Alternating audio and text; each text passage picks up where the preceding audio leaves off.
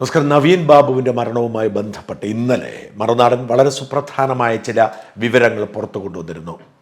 യഥാർത്ഥത്തിൽ ആ പാവം മനുഷ്യനെ മരണത്തിലേക്ക് തള്ളിവിട്ടതിൻ്റെ പിന്നിലെ ചേതോവികാരങ്ങളും കാരണങ്ങളും എന്താണ് എന്ന് വ്യക്തമാക്കുന്നതായിരുന്നു ആ റിപ്പോർട്ട്. ഇന്നിപ്പോൾ ഈ വിവാദവുമായി ബന്ധപ്പെട്ട് അതുപോലെ തന്നെ പ്രധാനപ്പെട്ട ചില പുതിയ വിവരങ്ങളാണ് ഞങ്ങൾ പ്രേക്ഷകരുമായി പങ്കുവയ്ക്കുന്നത്. നമ്മൾ ഇന്നലെയും ഇന്നുമായി അറിഞ്ഞ ചില കാര്യങ്ങളുണ്ട്. അതിലേറ്റവും പ്രധാനപ്പെട്ടത് പരാതി തയ്യാറാക്കിയതുപോലും പ്രശാന്തനായിരുന്നില്ല എന്നതാണ്. നമുക്ക് ഇന്ന് എല്ലാ പത്രങ്ങളിലും ചാനലുകളും വന്നിരുന്ന വാർത്തയാണ്. പ്രശാന്തനായിരുന്നില്ല പരാതി തയ്യാറാക്കിയതും ഒപ്പിട്ടതും. ആ പരാതിയിൽ പ്രശാന്തന്റെ വീട്ടുപേര് പോലും തെറ്റായിരുന്നു. ഒരിടത്ത് TV പ്രശാന്താണെങ്കിൽ മറ്റൊരിടത്ത് TV പ്രശാന്തനാണ്. രണ്ടിടത്തും വീട്ടുപേര് വ്യത്യസ്തമാണ്, ഒപ്പും വ്യത്യസ്തമാണ്. മനോരമയുടെ റിപ്പോർട്ടിൽ പറയുന്നത് തിരുവനന്തപുരത്തെ CPM-ന്റെ ഒരു സെന്ററിൽ തയ്യാറാക്കി ഒപ്പിട്ട് മുഖ്യമന്ത്രിയുടെ ഓഫീസിലെ ഒരു ഉന്നത നേതാവിന്റെ പേര് പറയുന്നില്ല, P ശശിയെ തന്നെ ഏൽപ്പിച്ചു എന്നാണ്. അതായത് പ്രശാന്തന് ഈ പരാതിയുമായി പോലും ബന്ധമില്ല. ഇത് വലിയൊരു ഗൂഢാലോചനയായിരുന്നു. ആ ഗൂഢാലോചനയിൽ അല്പം ധൃതി കൂടിപ്പോയി PP ദിവ്യയ്ക്ക്. PP ദിവ്യ ചടങ്ങിൽ ക്ഷണിക്കപ്പെടാതെത്തി നവീൻ ബാബുവിനെ അക്ഷരാർത്ഥത്തിൽ ഭീഷണിപ്പെടുത്തുന്നു. 2 ദിവസം കൂടി കഴിയട്ടെ എന്നാണ് പറയുന്നത്. ഈ 2 ദിവസത്തിനിടയിൽ ഒരു പരാതി കൊടുത്ത് വിജിലൻസ് അന്വേഷണം പ്രഖ്യാപിപ്പിച്ച് അതിനെ തുടർന്ന് നവീൻ ബാബുവിനെ സസ്പെൻഡ് ചെയ്യിപ്പിച്ച് ശമ്പളമില്ലാതെ മാറ്റി നിർത്തി ജീവിതകാലം മുഴുവൻ ആനുകൂല്യങ്ങൾ കിട്ടാത്ത വിധത്തിൽ പുറത്താക്കുക. അദ്ദേഹം 6-7 മാസം കൂടി കഴിയുമ്പോൾ റിട്ടയർ ചെയ്യും. അങ്ങനെയൊരു പകയുടെ തിരക്കഥയുടെ വെളിപ്പെടുത്തലായിരുന്നു PP ദിവ്യ നടത്തിയത്. അതാണ് നവീൻ ബാബുവിന്റെ ആത്മഹത്യയിലൂടെ പൊളിഞ്ഞു പോയത്.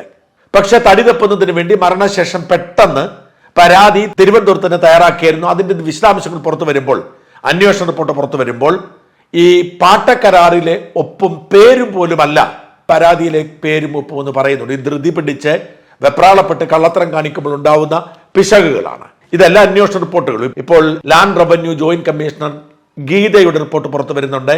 കൈക്കൂലി വാങ്ങിയതിന് തെളിവൊന്നുമില്ല. ഇവിടെ 98,500 രൂപ കൊടുത്തു എന്ന് ഇവർ സ്ഥാപിക്കാൻ ശ്രമിക്കുകയും അതിന്റെ രേഖകൾ ഉണ്ടാക്കുകയും ഒക്കെ ചെയ്യുമ്പോഴും ഈ പണം വീട്ടിൽ നിന്നോ കയ്യിൽ നിന്നോ പിടിച്ചിട്ടില്ല. അതുകൊണ്ട് തന്നെ അത് തെളിയിച്ചെടുക്കുക പ്രയാസമാണ്. ഇവിടെ 2 കാര്യങ്ങളാണ് സംഭവിച്ചുകൊണ്ടിരിക്കുന്നത്. ഒന്ന്, ജനവികാരം കണക്കിലെടുത്തുകൊണ്ട് സർക്കാരും പാർട്ടിയും ഒക്കെ നവീൻ ബാബുവിന്റെ കുടുംബത്തിനൊപ്പമാണ് എന്ന് പറഞ്ഞുകൊണ്ടിരിക്കുക.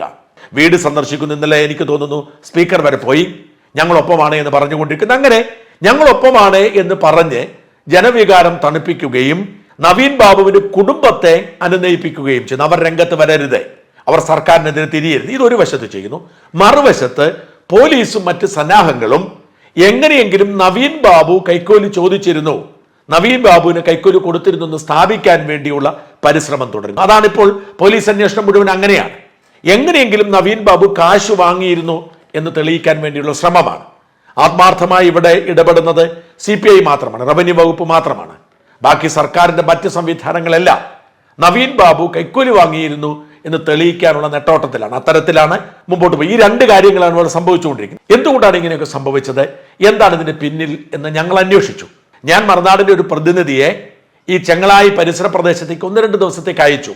അവിടെയുള്ള ചായക്കടകളിലൊക്കെ പോയി ഇരുന്ന് അവരോടൊക്കെ നാട്ടുകാരോടൊക്കെ സംസാരിച്ച് അവിടെയുള്ള സ്ഥലങ്ങളൊക്കെ സന്ദർശിച്ച് വളരെ അപരിചിതനായ ഒരു സാധാരണക്കാരനെ പോലെ എൻ്റെ ഒരു പ്രതിനിധി 2 ദിവസം ചെങ്ങളായി പരിസരത്ത് ചെലവഴിച്ചപ്പോഴാണ് ഇതിന്റെ വിശദാംശങ്ങൾ കൂടുതൽ മനസ്സിലായത്. അതുമായി ബന്ധപ്പെട്ട തെളിവുകളും ഞങ്ങൾക്ക് ശേഖരിക്കാൻ കഴിഞ്ഞു. ഇതിൽ ഞങ്ങൾ കണ്ടെത്തിയ ഏറ്റവും പ്രധാനപ്പെട്ട കാര്യം, TP ചന്ദ്രശേഖരനെ കൊന്നതിന് ശേഷം CPM എത്തപ്പെട്ട ഏറ്റവും വലിയ പ്രതിസന്ധികളിൽ ഒന്നാണ് ഈ ഇടപെടൽ, നവീൻ ബാബുവിന്റെ ഇടപെടൽ എന്നതാണ്. CPM-ന്റെ കണ്ണൂരിലെ അടിത്തറയുടെ 2 പ്രധാനപ്പെട്ട കാരണങ്ങൾ. ഒന്ന്, കൊലപാതക രാഷ്ട്രീയം അടിച്ചേൽപ്പിക്കുന്ന, ജനാധിപത്യമില്ലാത്ത ഏകപക്ഷീയമായ പാർട്ടി ഗ്രാമങ്ങൾ സൃഷ്ടിച്ചെടുത്ത് പാർട്ടി ഗ്രാമങ്ങളിൽ മറ്റാർക്കും പ്രവർത്തിക്കാൻ സ്വാതന്ത്ര്യമില്ലാതെ എതിരാളികളെ കൊന്നുതള്ളുന്ന ഒരു ഏകഛത്രാധിപതി സംവിധാനം CPM-നുണ്ട്. അതിനെതിരെയുള്ള യുദ്ധപ്രഖ്യാപനമായിരുന്നു TP ചന്ദ്രശേഖരൻ നടത്തിയത്. ആ ചന്ദ്രശേഖരനെ തന്നെ തട്ടിക്കളഞ്ഞുകൊണ്ട് CPM അതിന് നേരിട്ടു. എന്നാൽ ചന്ദ്രശേഖരന്റെ കൊലപാതകത്തോടെ CPM-നുള്ളിൽ തന്നെ ഭിന്നത ഉണ്ടാവുകയും പാർട്ടി ഗ്രാമങ്ങളുടെ പിടി അയയുകയും ചെയ്തു. കഴിഞ്ഞ കുറെ കാലത്തിനിടയിൽ പാർട്ടി ഗ്രാമങ്ങൾ പഴയതുപോലെയല്ല. പാർട്ടി ഗ്രാമങ്ങളിലൊക്കെ മറ്റ് പാർട്ടിക്കാരുണ്ട്. പാർട്ടി ഗ്രാമങ്ങളിലെ പാർട്ടി പ്രവർത്തകർ തന്നെ കാര്യങ്ങളൊക്കെ ചോദിക്കാൻ തുടങ്ങിയത് സോഷ്യൽ മീഡിയയുടെ സ്വാധീനം അടക്കമുള്ളവയുണ്ട്.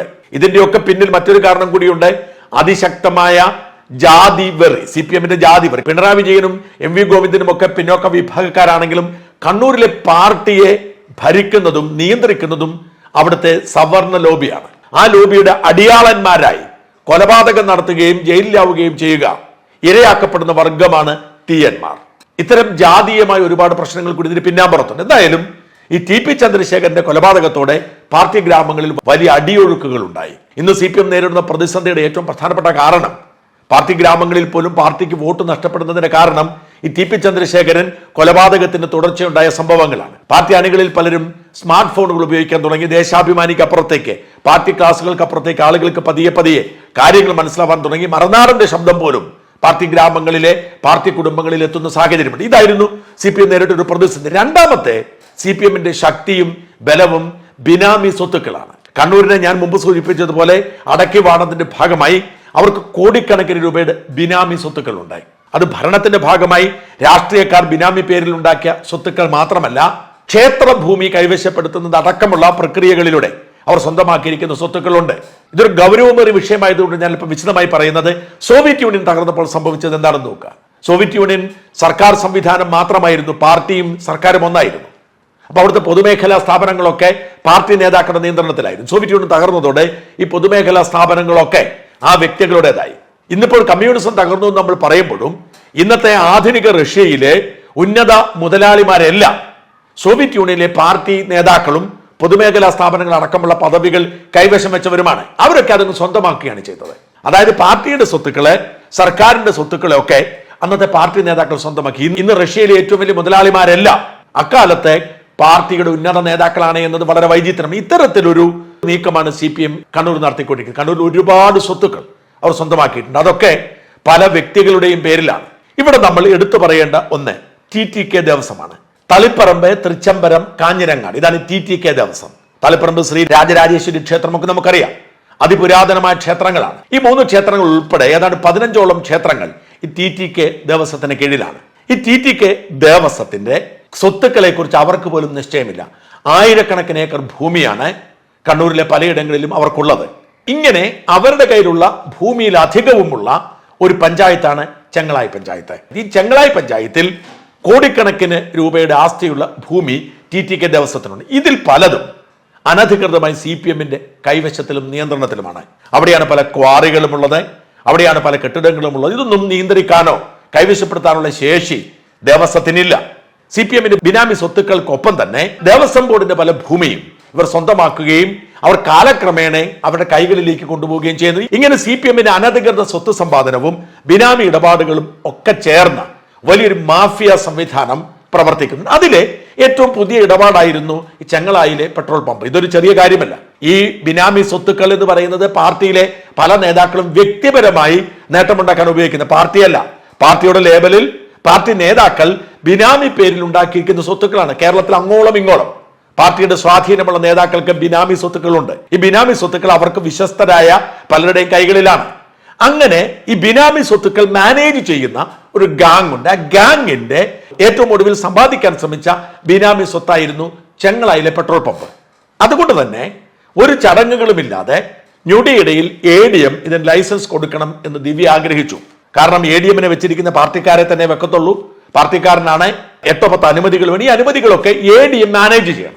എല്ലാവരെയും വിളിച്ച് ഞൊടിയിടയിൽ ചെയ്തു കൊടുക്കണമെന്ന് ആഗ്രഹിച്ചു. എന്നാൽ ADM അതിന് ഇനിഷ്യേറ്റീവ് എടുത്തില്ല.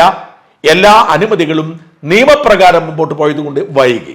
അതാണ് വാസ്തവത്തിൽ ദിവ്യയെ ചൊടിപ്പിച്ചത്. ഒടുവിൽ ഈ ബിനാമി സ്വത്ത് കൈകാര്യം ചെയ്യുന്ന ദിവ്യ അടക്കമുള്ളവർക്ക്, അല്ലെങ്കിൽ പാർട്ടിയുടെ ബിനാമി നേതാക്കൾക്ക് റവന്യൂ വകുപ്പിനെ കൊണ്ട് ഇടപെടിക്കേണ്ടി വന്നു. അങ്ങനെയാണ് CPI ഇതിൽ ഇടപെടുന്നതും ഇതിലൊടുവിൽ തീരുമാനമുണ്ടാവുന്നതും. ഇത് പക്ഷെ ദിവ്യ വല്ലാതെ ചൊടിപ്പിച്ചു. കാരണം ഇത്രയും വൈകിപ്പിക്കേണ്ട കാര്യമില്ല.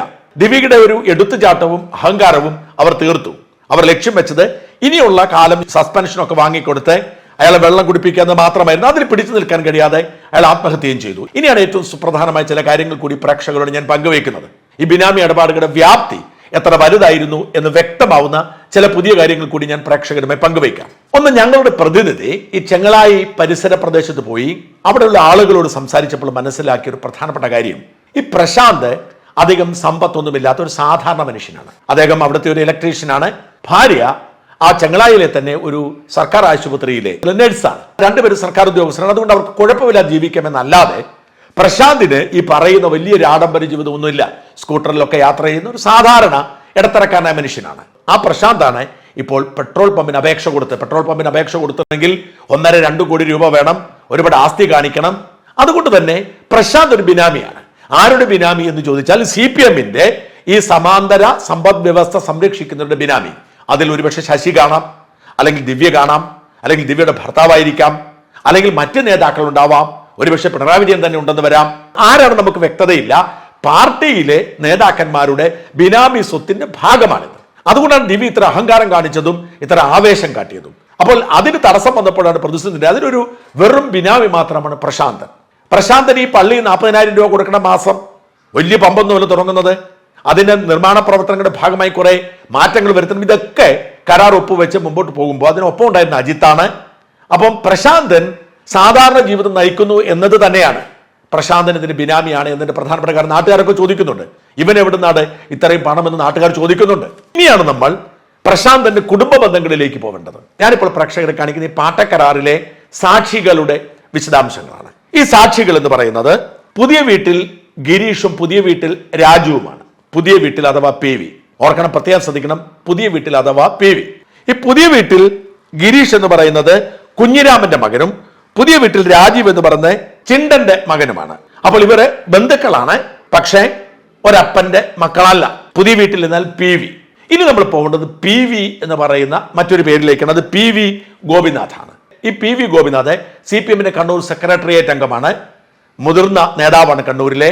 എല്ലാവർക്കും ബന്ധമുള്ള, ഞാൻ ഈ PV ഗോപിനാഥും മന്ത്രി റിയാസ് അടക്കമുള്ളവരുടെ ചിത്രങ്ങളാണ് ഇപ്പോൾ പ്രേക്ഷകരെ കാണിക്കുന്നത്. ഇവരൊക്കെ ആയിട്ട് ബന്ധമുള്ള ഉന്നതമായ സ്വാധീനമുള്ള നേതാവാണ് PV ഗോപിനാഥ്. ഇദ്ദേഹം CPM-ന്റെ ഫാന്റസി പാർക്കായ കണ്ണൂർ വിസ്മയ പാർക്കിന്റെ ചെയർമാനാണ്. ശ്രദ്ധിക്കണം, PV ഗോപിനാഥ് എന്ന് പറയുന്ന ആൾ, ഈ പറയുന്ന പുതിയ വീട്ടിൽ ഗോപിനാഥ് എന്ന് പറയുന്ന ആൾ, അയാളുടെ ബന്ധുക്കളാണ് ഇവിടെ സാക്ഷികളായി ഒപ്പുവിട്ടിരിക്കുന്ന രണ്ടുപേരും. ഇനി PV ഗോപിനാഥിന്റെ ബന്ധുവാണ് TV പ്രശാന്ത് എന്ന് വ്യക്തമായിട്ടുണ്ട്. അതായത് ഗോപിനാഥിന്റെ അമ്മാവന്റെ മകനാണ് പ്രശാന്ത്. ഗോപിനാഥിന്റെ അടുത്ത ബന്ധുക്കളാണ് മുമ്പ് സൂചിപ്പിച്ച 2 സാക്ഷികൾ. അമ്മാവന്റെ മകനാണ് പ്രശാന്ത്. പ്രശാന്തിന്റെ വീട്ടുപേര് TV ആണ്. അതായത് തെരുവോത്ത് വീട്ടിൽ നിന്നാണ് TV എന്ന് പറഞ്ഞാൽ. കണ്ണൂരിലൊക്കെ പലപ്പോഴും അമ്മയുടെ വീട്ടുപേരായി വരുന്നത്, ഇനിഷ്യലായി വരുന്നത്. TV പ്രശാന്തും PV ഗംഗാധരനും തമ്മിൽ മാത്രമല്ല, PV ഗിരീഷും PV രാജുവും ഒക്കെ പരസ്പരം ബന്ധിപ്പിക്കപ്പെട്ടിരിക്കുന്ന ബന്ധുക്കളാണ്. ഈ TV പ്രശാന്ത് PV കുഞ്ഞിരാമന്റെ മകനാണെന്ന് ഓർക്കണം. തെരുവോത്ത് വീട്ടിൽ പ്രശാന്താണ്, പക്ഷെ പുതിയ വീട്ടിൽ കുഞ്ഞിരാമന്റെ മകനാണ്. ഇതാണ് ഈ വീട്ടുപേരുകൾ തമ്മിലുള്ള ആശയക്കുഴപ്പവും ഇവർ തമ്മിലുള്ള ബന്ധവും. PV ഗോപിനാഥിന്റെ അടുത്ത ബന്ധുവായതുകൊണ്ടാണ് PV കുഞ്ഞിരാമനാകുന്നത്. ഞാൻ പറഞ്ഞു വരുന്നത്, ഇവരെല്ലാം പരസ്പരം ബന്ധിക്കപ്പെട്ടിരിക്കുന്നു. അതുകൊണ്ട് തന്നെ ഇത് കണ്ണൂരിലെ CPM-ന്റെ ബിനാമി സ്വത്തുക്കൾ തന്നെയാണ്. പ്രശാന്ത് അതിലൊരു ബിനാമി മാത്രമാണ്. ദേവസ്വത്തിന്റെ സ്വത്തുക്കളടക്കം, ബിനാമി സ്വത്തുക്കൾ അടക്കമുള്ള വിഷയങ്ങൾ ചർച്ചയാവുന്ന തരത്തിലേക്ക് ദിവ്യയുടെ ഇടപെടൽ മാറിയത് കൊണ്ടാണ് ഇവർ ഭയന്നതും ആശങ്കപ്പെട്ടിരിക്കുന്നതും. ഇതെങ്ങനെയെങ്കിലും ചർച്ച ആക്കാതെ ഒതുക്കി തീർക്കാൻ CPM ആഗ്രഹിക്കുന്നു. എല്ലാ നേതാക്കളും ഒരുമിച്ച് പരിശ്രമിക്കണം. അതുകൊണ്ടാണ് ദിവ്യയുടെ കാര്യത്തിൽ അവർ സംരക്ഷിക്കാനൊക്കെ ശ്രമിക്കുന്നുണ്ട്, അല്ലെങ്കിൽ ദിവ്യ ഇതൊക്കെ വിളിച്ചു പറയുമോ എന്ന് ഭയമുണ്ട്. ദിവ്യ സംരക്ഷിക്കാൻ ശ്രമിക്കുന്നുണ്ടെങ്കിലും അതിനേക്കാൾ പ്രാധാന്യം അവർ കൊടുക്കുന്നത് ഈ പറയുന്ന വിശദാംശങ്ങൾ കൂടുതൽ പുറത്തേക്ക് വരാതിരിക്കാനാണ്. ഇവിടെ മറ്റൊരു കാര്യം കൂടി ഇവിടെ എടുത്തു പറയേണ്ടതുണ്ട്. പുതുതായി ദിവ്യയ്ക്ക് പകരം ജില്ലാ പഞ്ചായത്ത് പ്രസിഡന്റ് ആയിരിക്കുന്നത് ഒരു രത്നകുമാരിയാണ്. അതായത് നമ്മൾ കേൾക്കുമ്പോൾ ദിവ്യ മാറി CPM-ന്റെ ഒരു നേതാവിനെയാക്കി. അല്ല, ഈ രത്നകുമാരി അവർ തെരഞ്ഞെടുത്തത് കൃത്യമായാണ്. ഈ ചെങ്ങളായിലെ സാമ്പത്തിക ഇടപാടുകളുടെ ഭാഗം തന്നെയാണ് രത്നകുമാരിയുടെ പുതിയ നിയമനവും. കാരണം ഈ രത്നകുമാരി ചെങ്ങളായി പഞ്ചായത്തിലെ മുൻ പ്രസിഡന്റ് ആയിരുന്നു. അതിന്റെ പോസ്റ്ററാണ് ഞാൻ കാണിക്കുന്നത്. ചെങ്ങളായി വിട്ടൊരു കളി അവർക്കില്ല. തുടർച്ചയായി ഇതൊക്കെ സംരക്ഷിക്കണമെങ്കിൽ അവർ പറയുന്ന അവരുടെ സാമ്പത്തിക ഇടപാടുകൾ അറിയാവുന്ന, അത് സംരക്ഷിക്കാൻ കഴിയുന്നവർ തന്നെ വേണം.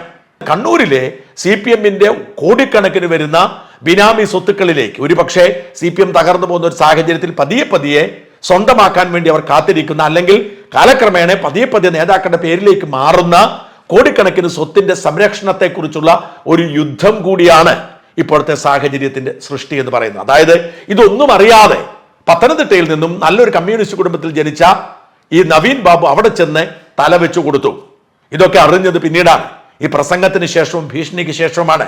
പിടിച്ചു നിൽക്കാൻ അദ്ദേഹത്തിന് കഴിഞ്ഞില്ല. ഇപ്പോൾ അദ്ദേഹം ആത്മഹത്യ ചെയ്തതാണ് എന്ന തരത്തിൽ റിപ്പോർട്ട് പുറത്തു വരുന്നുണ്ട്. കയറിൽ കുരുങ്ങിയാണ് മരിച്ചതെന്ന് പറയുന്നുണ്ട്. പക്ഷേ ഇതിന്റെ പ്രശ്നം ഈ വ്യാപ്തി മനസ്സിലാക്കാൻ വൈകിയതുകൊണ്ടാണ് ഞാൻ പ്രേക്ഷകരുമായി പങ്കുവെക്കാൻ ശ്രമിക്കുന്നത്. വലിയ തോതിൽ CPM-ന്റെ ബിനാമി സാമ്പത്തിക ഇടപാടുകളുടെ വിശദാംശങ്ങളാണ് ഇപ്പോൾ പുറത്തു വരുന്നത്. അതുകൊണ്ടാണ് CPM വെപ്രാളപ്പെടുന്നത്. അതുകൊണ്ടാണ് നവീൻ ബാബുവിന്റെ കുടുംബത്തെ ചേർത്ത് നിർത്തുന്നു എന്ന തരത്തിൽ CPM ഈ പ്രശ്നം ഒതുക്കി തീർക്കാൻ ശ്രമിക്കുന്നത്. അതുകൊണ്ട് തന്നെ ദിവ്യയും അവർ സംരക്ഷിക്കും. നവീൻ ബാബുവിന്റെ കുടുംബത്തെ മയപ്പെടുത്തി അവർ മുമ്പോട്ട് കൊണ്ടുപോകും. നവീൻ ബാബുവിന് യഥാർത്ഥ നീതി കിട്ടാൻ പോകുന്നില്ല. യഥാർത്ഥ നീതി കിട്ടണമെങ്കിൽ കൃത്യമായ അന്വേഷണം നടക്കണം. അന്വേഷണം ചെന്നെത്തുന്നത് CPMന്റെ ബിനാമി സ്വത്തുക്കളിലേക്കായിരിക്കും. അത് താങ്ങാനുള്ള ശേഷി CPMന് ഇപ്പോഴത്തെ ആരോഗ്യത്തിൽ ഇല്ല.